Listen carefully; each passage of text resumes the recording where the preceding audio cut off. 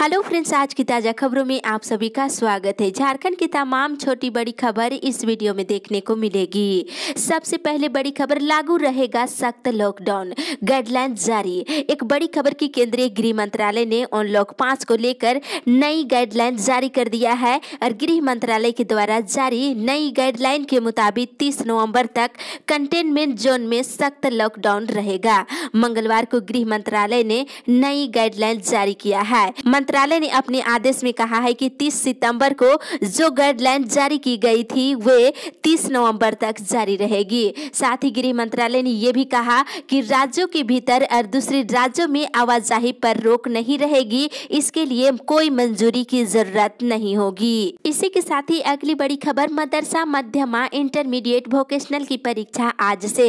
एक बड़ी खबर की राज्य में बुधवार 28 अक्टूबर से मध्यमा मदरसा इंटरमीडिएट वोकेशनल की परीक्षाएं शुरू हो रही है। झारखंड एकेडमिक काउंसिल इसको लेकर के तैयारी पूरी कर ली है और मैट्रिक और इंटर कंपार्टमेंटल की परीक्षा नवंबर में शुरू होगी।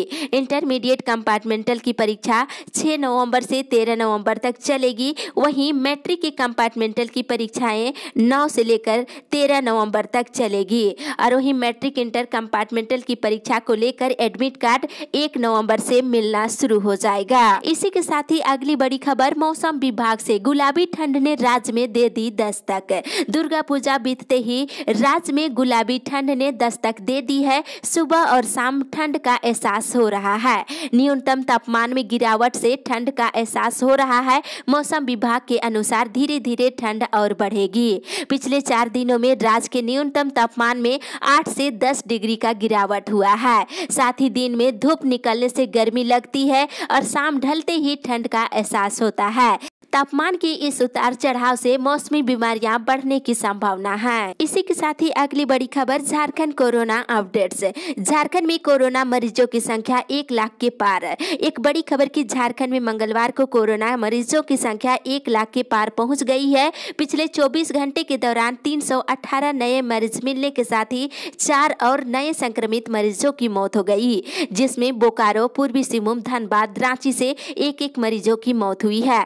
आज तक देखा जाए तो राज्य में कोरोना से मरने वालों की संख्या बढ़ करके 876 हो गई है। वहीं पिछले 24 घंटे के दौरान बोकारो से 28, देवघर से 18, धनबाद से 17, दुमका से 1, पूर्वी सिंहभूम से 43, गढ़वा से 6, गिरिडीह से 2, गोड्डा से 1, गुमला से 9, जामताड़ा से 3, कोडरमा से 4, लातेहार से 4, लोहरदगा से 3, पाकुड़ से 21, पलामू से 6, रामगढ़ से 8, रांची से 127, साहेबगंज से 1, सरायकेला से 2, सिमडेगा से 1 और पश्चिमी सिंहभूम जिले से 13 नए मरीज मिले हैं। इसके साथ ही राज्य में कोरोना मरीजों की संख्या बढ़ करके 1,224 हो गई है और वहीं पिछले 24 घंटे के दौरान 506 लोग स्वस्थ हुए हैं। इसी के साथ ही अगली बड़ी खबर, दिवाली से पहले एक और राहत पैकेज, बेरोजगारों को मिलेगा रोजगार। एक बड़ी खबर की कोरोना संकट से भारतीय अर्थव्यवस्था को उबारने के लिए केंद्र सरकार दिवाली से पहले एक और राहत पैकेज की घोषणा कर सकती है। तीसरे राहत पैकेज से रोजगार बढ़ाने और कोविड-19 के चलते बुरी तरह से प्रभावित क्षेत्रों को राहत पहुंचाने की तैयारी है। मिली जानकारी के अनुसार सरकार इस पैकेज के तहत शहरी परियोजनाओं के साथ इंफ्रास्ट्रक्चर सेक्टर को बढ़ावा दे सकती है। वहीं उत्पादन से जुड़े प्रोत्साहन स्कीम में और कई सेक्टर को शामिल करने की योजना है। कई विदेशी मोबाइल कंपनियों ने भारत में बड़े पैमाने पर निवेश करने को लेकर सरकार से समझौता किया है। इससे आने वाले दिनों में इस क्षेत्र में बड़ी संख्या में रोजगार सृजन होंगे। इसके अलावा अतिथि और पर्यटक के लिए सीधे मदद दी जा सकती है। इस राहत पैकेज के जरिए नई नौकरियां बढ़ाने की योजना है। इसी के साथ ही अगली बड़ी खबर, आरक्षण का फैसला शीघ्र लागू हो। राष्ट्रीय ओबीसी मोर्चा के प्रदेश अध्यक्ष राजेश कुमार गुप्ता ने झारखंड सरकार से ओबीसी समुदाय को 27% आरक्षण देने की घोषणा को राज्य में शीघ्र लागू करने की मांग किए हैं। उन्होंने कहा है कि लंबे समय से चली आ रही मांग के बाद भी अभी तक ओबीसी समुदाय को न्याय नहीं मिला है। साथ ही उन्होंने कहा है कि बिहार से जब झारखंड राज्य अलग बना तो बिहार में 27% आरक्षण दिया जाता था, तो राज्य में 27% आरक्षण ओबीसी को दिया जाए। इसी के साथ ही अगली बड़ी खबर, राज्य में महिला अपराध की जांच करेंगे एसीपी। एक बड़ी खबर की राज्य पुलिस मुख्यालय ने आपराधिक मामलों में जिले के एसपी से लेकर थानेदार की भूमिका तय करेगी। राज्य के प्रभारी डीजीपी एमवी रॉय ने इस संबंध में मंगलवार को आदेश जारी कर दिया है। इस आदेश के मुताबिक महिला और बच्चियों की संदेहास्पद मौत के मामले में जिले के एसपी को घटना स्थल पर जाकर खुद ही जांच करनी होगी। डीजीपी ने कहा है कि महिला और बच्चियों के साथ हो रहे बलात्कार के मामलों में संबंधित जिला के एसपी ही तत्काल संज्ञान लेकर घटना की जांच करेंगे और स्वयं पूरी जांच कर आगे की कार्रवाई सुनिश्चित करेंगे। इससे थाना स्तर पर किसी प्रकार की लापरवाही की कोई गुंजाइश नहीं रहेगी। इस संबंध में एक एसओपी भी बनाई जा रही है। इसी के साथ ही अगली बड़ी खबर, बीडीओ और सीईओ 10-10 राशन दुकानों का करेंगे जांच। एक बड़ी खबर की झारखंड राज्य खाद्य सुरक्षा योजना के समन्वय, क्रियान्वयन और मॉनिटरिंग के लिए 27 अक्टूबर को एक बैठक किया गया। उपायुक्त दिलीप कुमार टोपो ने राष्ट्रीय खाद्य सुरक्षा अधिनियम के तहत लाभुकों को समय पर अनाज की आपूर्ति करने का निर्देश दिया है। साथ ही अति कमजोर जनजातीय समूह को डाकिया योजना के तहत मिलने वाले 35 किलो अनाज की भी आपूर्ति समय और निर्धारित मात्रा में देने को कहा है। साथ ही संबंधित मार्केटिंग अफसर से लाभुक को अनाज की आपूर्ति का सर्टिफिकेट प्राप्त करने और लाभुकों से संबंधित इस सूचना को प्राप्त करने को कहा गया है। साथ ही उन्होंने कहा है कि प्रधानमंत्री गरीब कल्याण अन्न योजना का लाभ कार्डधारियों को नवंबर माह तक दिया जाना है, जो निःशुल्क है और संबंधित प्रखंडों की वरीय अधिकारी सहित बीडीओ, सीईओ अपने अपने प्रखंड में कम से कम 10-10 दुकानों की जांच करेंगे। इसी के साथ ही अगली बड़ी खबर, शैक्षणिक कार्यों का आज से बहिष्कार करेंगे प्राध्यापक।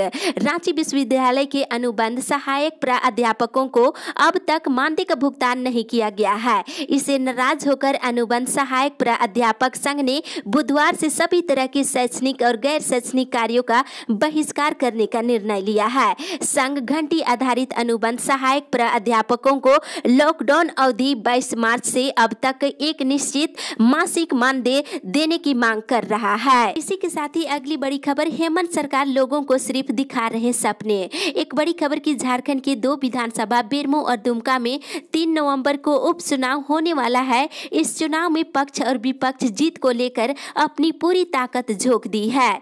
बताते चले कि चुनावी सभा को संबोधित करते हुए बाबूलाल मरांडी ने कहा है कि हेमंत सरकार को किसान विरोधी और लोगों को मुंगरी लाल के हसीन सपने के माफिया झूठे वादे कर सत्ता हासिल करने का आरोप लगाए हैं। उन्होंने कहा है कि झारखंड की विधि व्यवस्था पूरी तरह से चरमरा गई है। आए दिन आम जनता असुरक्षा में जीवन जीने को मजबूर है। गरीब और बेबस आदिवासियों की बहु बेटियों के साथ दुष्कर्म, अत्याचार जैसी घिनौनी घटनाएं हो रही है, जिसे रोक पाने में सरकार विफल हो गई है। इसी के साथ ही अगली बड़ी खबर, फाइनल सेमेस्टर का रिजल्ट जारी। मरवाड़ी कॉलेज के स्नातकोत्तर फाइनल सेमेस्टर 4 और स्नातक सेमेस्टर 6 के विभिन्न विषयों का रिजल्ट जारी कर दिया गया है।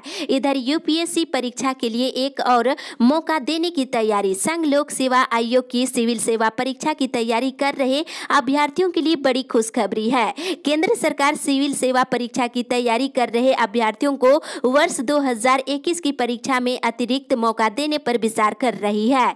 साथ ही इधर कोल्हान विश्वविद्यालय के डेंटल फाइनल परीक्षा एकेडमिक सत्र 2016 से 20 का परिणाम घोषित कर दिया है। और उधर केयू के परीक्षा नियंत्रक डॉक्टर पीके पानी ने बताया है कि एलएलबी द्वितीय सेमेस्टर, बीटेक 8 और बीएड सेमेस्टर 4 और बीबीए और बीसीए सेमेस्टर 6 परीक्षा के एडमिट कार्ड वेबसाइट से डाउनलोड किया जा सकता है। साथ ही इधर जौहार नवोदय विद्यालय पूतो कोडरमा में एडमिशन में एक बड़े फर्जीवाड़ा का मामला सामने आया है। इस विद्यालय में चंदवारा जयनगर के बीईओ के जाली हस्ताक्षर से 33 छात्रों का एडमिशन कोडरमा नवोदय विद्यालय में हुआ है। साथ ही इधर विनोद बिहारी महतो कोयलांचल विश्वविद्यालय की ओर से सेमेस्टर 3 सत्र 2018 से 21 ऑनर्स विषय का परीक्षा फल घोषित कर दिया गया है। साथ ही इधर एनपीयू ने बताया है कि बीए और बीएससी, बीकॉम ऑनर्स, जनरल और वोकेशनल कोर्स सेमेस्टर 1 में चांसलर पोर्टल के माध्यम से नामांकन करने की तिथि बढ़ा दी गई है। अब अभ्यर्थी 10 नवंबर तक नामांकन कर सकते हैं। साथ ही इधर आईबीपीएस में 2557 पदों पर वैकेंसी, अभ्यर्थी 6 तक कर सकते हैं आवेदन। सरकारी बैंक में नौकरी के लिए इच्छुक अभ्यर्थी institute of banking personal selection की परीक्षा के लिए आवेदन कर सकते हैं। आईबीपीएस ने देश भर के विभिन्न सरकारी बैंकों में 2557 पदों पदों पर क्लर्क पद पर बहाली के लिए वैकेंसी जारी किया है। इसी के साथ ही अगली बड़ी खबर 6 सूत्री मांगों को लेकर कोयलरी में रैली। एक बड़ी खबर की विस्थापित रैयत मोर्चा और ट्रक ओनर संघ के संयुक्त तत्वाधान में CCL के द्वारा संचालित तेतरिया खाड़ कोयलरी में एक जोरदार तरीके से रैली निकाली गई। इसमें मांग की गई है कि तेतरिया में कोयले की ढुलाई ट्रक से ही किया जाए और पोलेडर से लोडिंग बंद हो और मजदूरों के द्वारा लोडिंग चालू करने की मांग कर रहे हैं और विस्थापितों का बकाया नौकरी और मुआवजा का अविलंब भुगतान करने होंगे। विस्थापितों का बकाया नौकरी और मुआवजा का अविलंब भुगतान करने की मांग कर रहे हैं।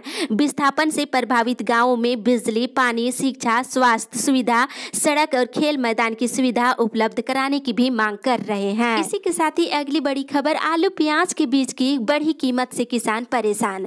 एक बड़ी खबर की आलू और प्याज के बीज बढ़ी हुई कीमत ने किसानों को परेशान करके रख दिया है। पिछले वर्ष की तुलना में इस वर्ष आलू और प्याज के बीज 2 गुने से 3 गुने दाम पर बेचा जा रहा है। कीमत अधिक होने से किसान सीमित मात्रा में ही बीज खरीद रहे हैं और कीमत अधिक होने से किसान आलू प्याज की जगह दूसरी फसल लगाने को लेकर तैयार हो रहे हैं। इससे आने वाले दिनों में इन 2 सब्जियों का उत्पाद भी प्रभावित होने का असर नजर आ रहे हैं। साथ ही इस वर्ष प्याज के बीज 3 से 4 हजार रुपये प्रति किलो और आलू के बीज 3900 से लेकर 4300 रुपये प्रति क्विंटल की दर से बिक रही है। इसी के साथ ही अगली बड़ी खबर झारखंड के संविदा कर्मियों की सेवा नियमितीकरण में अड़चन। एक बड़ी खबर की मुख्यमंत्री हेमंत सोरेन ठेके और दैनिक वेतन पर काम कर रहे कर्मियों को नियमित करने को लेकर कई बार बयान दे चुके हैं और इसके लिए अलग से कमेटी का गठन भी हो चुका है, लेकिन अभी भी इसमें ढेरों अड़चनें हैं। सबसे पहली बाधा है सरकार के पास सूचनाओं का अभाव होना और विभिन्न विभागों में अनियमित तौर पर कार्यरत कर्मियों की संख्या को लेकर अभी तक कोई स्पष्ट तस्वीर सरकार के पास नहीं लाया गया है। ऐसे कर्मियों का सूची तलब की गई है, लेकिन अभी तक कोई जानकारी नहीं मिल पाई है। मिली जानकारी के अनुसार राज्य में 1.5 लाख से अधिक अनियमित कर्मी कार्यरत है। इसमें पारा शिक्षक और पारा हेल्थ वर्कर तक के नाम शामिल है। इसके अलावा विभिन्न विभाग में संविदा के आधार पर नियुक्त कर्मी भी मौजूद है। साथ ही बता दें, इधर सरकारी कर्मियों को नियमित नहीं कर पाने की स्थिति में मानदेय बढ़ाने पर भी विचार कर सकती है। समान काम के लिए समान वेतन के सिद्धांत पर संविदा कर्मियों का मानदेय बढ़ाए जाने की चर्चा भी साथ ही साथ चल रही है। साथ ही संविदा कर्मियों की सेवा को नियमित करने को लेकर के बनी कमेटी की बैठक 2 नवंबर को होगी। इसी के साथ ही अगली बड़ी खबर होमगार्ड में चयन से वंचित अभ्यर्थियों ने दिए धरना। उच्च स्तरीय जांच के बाद पुनः जारी हो चयन की सूची। होमगार्ड नियुक्ति प्रक्रिया में चयन से वंचित अभ्यर्थियों ने अनियमितता का आरोप लगाते हुए उपायुक्त को ज्ञापन सौंप पूरी प्रक्रिया की उच्च स्तरीय जांच की मांग की है और मंगलवार को सरायकेला जिला समाहरणालय परिसर में अभ्यर्थियों ने धरना प्रदर्शन करते हुए जांच के बाद दोबारा चयन सूची जारी करने की मांग किए हैं। इसी के साथ ही अगली बड़ी खबर आउटसोर्सिंग कर्मियों की मांगे पूरी। एक बड़ी खबर की पश्चिमी सिंहभूम में 14 अक्टूबर से चल रहा आउटसोर्सिंग कर्मियों का आंदोलन विजयदशमी के दिन त्रिपक्षीय वार्ता के बाद समाप्त हो गया है। आउटसोर्सिंग एजेंसी के द्वारा कार्य से हटाए गए सभी कर्मचारियों का बकाया वेतन का भुगतान 5 नवंबर तक कर देने का निर्देश दिया है। साथ ही इधर आउटसोर्सिंग एजेंसी के अधीन सभी कर्मचारियों का EPF 10 नवंबर तक सभी सामुदायिक स्वास्थ्य केंद्र और सदर अस्पताल के प्रभारी चिकित्सा पदाधिकारी और सदर अस्पताल के उपाध्यक्ष को उपलब्ध करा दिया जाएगा और भविष्य में जब कभी भी संख्या बल में इजाफा या बढ़ोतरी की जाएगी तब एजेंसी अपने पहले से कार्यरत से हटाए गए कर्मचारियों को पद अनुसार नियुक्ति में प्राथमिकता देगी। इसी के साथ ही अगली बड़ी खबर रांची रोजगार मेला के पहले ही दिन 6000 ने किया रजिस्ट्रेशन। एक बड़ी खबर की रांची जिला प्रशासन ने अपना टाइम और स्वनीति इनिशिएटिव के साथ मिलकर रांची रोजगार मेला 2020 की शुरुआत किए हैं। प्लेसमेंट ड्राइव के पहले ही दिन 6000 से अधिक नौकरी तलाशने वाले लोगों ने ऐप पर अपना रजिस्ट्रेशन कराया है। ये विशेष रूप से देखा जाए तो 20 दिवसीय प्लेसमेंट ड्राइव कोविड-19 महामारी के प्रतिकूल आर्थिक प्रभावों को कम करने और नौकरी की तलाश कर रहे लोगों को ऐप के माध्यम से 48 घंटे के भीतर उपायुक्त रोजगार के अवसर उपलब्ध कराने के लिए आयोजित की जा रही है। उपायुक्त छवि रंजन ने नौकरी की तलाश में जुटे युवाओं को प्लेसमेंट ड्राइव में सक्रिय रूप से भाग लेने और इस अवसर का लाभ उठाने उठाने का आग्रह किया है। इसी के साथ ही अगली बड़ी खबर, तेज रफ्तार में बाइक चलाने वाले जाएंगे जेल। एक बड़ी खबर की डीजीपी ने कहा है कि अगर सड़क पर तेज रफ्तार में खतरनाक ढंग से बाइक चलाते हुए मिले और साइलेंसर मेडिफाई कराकर तेज आवाज वाला साइलेंसर लगाया हो तो आपको खैर नहीं है। मोटर वाहन अधिनियम के अंतर्गत बाइक जब्त होंगे और ऐसी बाइकर्स जेल भी जाएंगे। अभिभावक अपने बच्चों पर नजर बनाए रखे, ऐसे बाइकर्स को सीसीटीवी और इंटरसेप्टर के माध्यम से दबोचा जाएगा। साथ ही चलते चलते आपको बता दें, पीएम कल्याण योजना पूरा करने का निर्देश। प्रधानमंत्री गरीब कल्याण योजना के तहत सृजित लक्ष्य को संशोधित करते हुए 31 दिसंबर 2020 तक पूरा करने का निर्देश कर्मियों को दिया गया है। साथ ही पंचायत कर्मियों को ग्रामीण मजदूरों को रोजगार मुहैया कराने का भी निर्देश दिया है।